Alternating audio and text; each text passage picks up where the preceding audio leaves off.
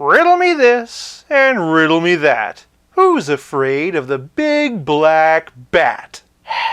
Sir, this is a McDonald's. Welcome to 5 Points of Articulation, where I review action figures and then articulate 5 points to help you decide if you want to add that figure to your collection. The 5 points I discuss are packaging, presentation, poseability, playability, and price. I'm Jason, and if you enjoy my content, please like, share, subscribe, do all the YouTube rigmarole.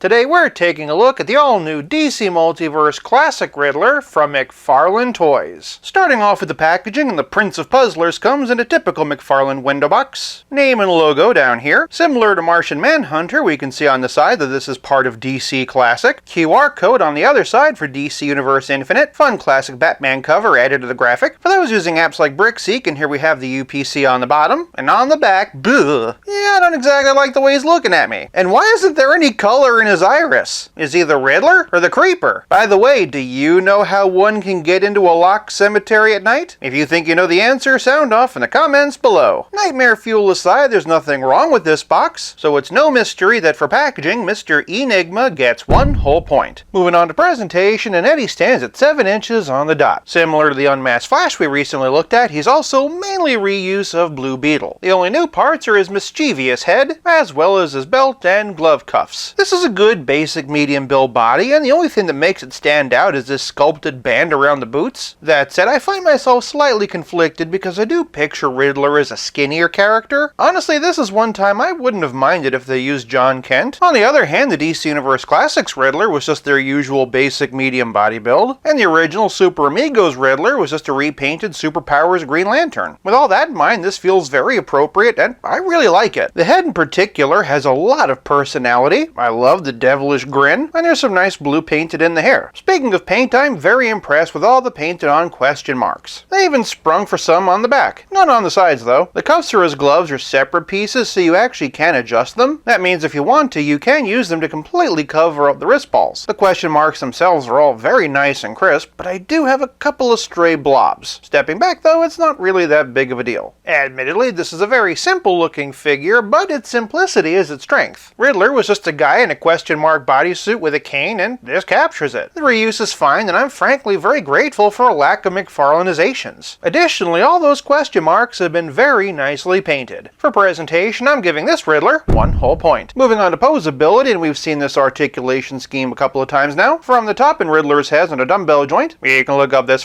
far down, nice puzzled looking tilt, and of course all the way around. Moving down, his arms can raise 90 degrees, great forward and back with a rotator cuff. Also noticing just a couple of other paint defects. Naturally, Nygma has a bicep swivel, perfectly bent double jointed elbows, and then all the way at the end of Edward's arms we have McFarlane style wrist balls. They can swivel, and depending on the direction you point them, either hinge up and down or side to side. Shifting to the torso, and Riddler has a diaphragm joint and a dumbbell waist. Using both, he can arch back this far and hunch forward this far. Of course, he gets a great amount of tilt and twist. Below the purple belt, and Edward has typical McFarlane hips. They can kick this high and do a perfect split. Pretty good amount of twist in the hip this time around. And then moving down, we've got double jointed knees, toe articulation, and McFarlane ankles that can swivel, hinge, and pivot. Thanks to Frank Gorshin and Jim Carrey, I imagine the Riddler being a very pliant person. Fortunately, the range on this Riddler is really good, and while I doubt that any action figure will ever be as pliant as Jim Carrey, you can still put this Prince of Puzzlers into a plethora of precarious positions. For poseability, Classic Riddler gets 1 whole point. Moving on to playability, and that might just be the best part. First off, and like always, he has a trading card and a figure stand.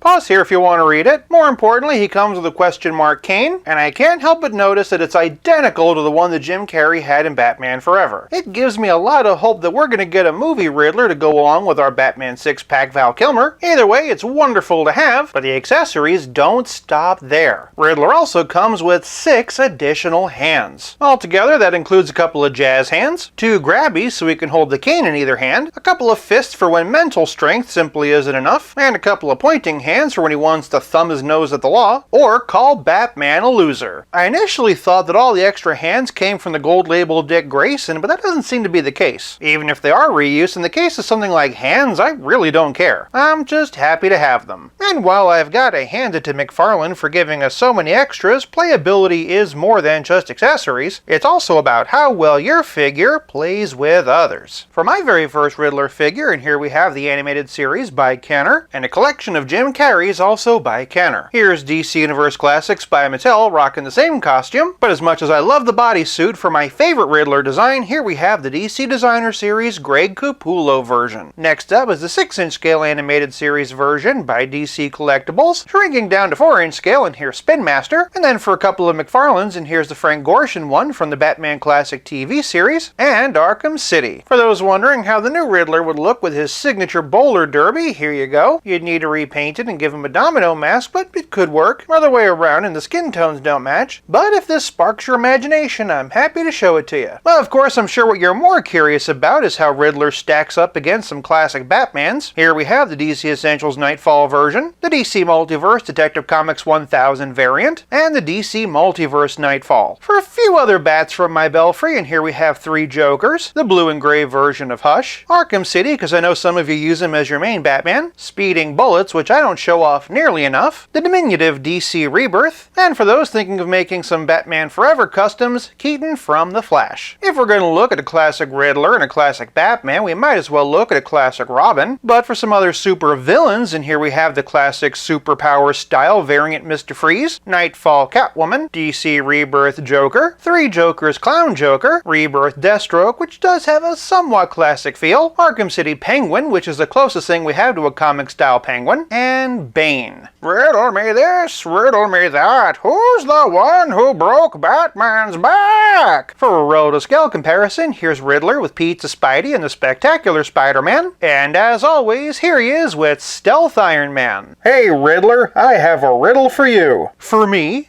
Really? What has 4 legs in the morning, 2 legs in the afternoon, and then no legs in the evening? Please, that's so easy.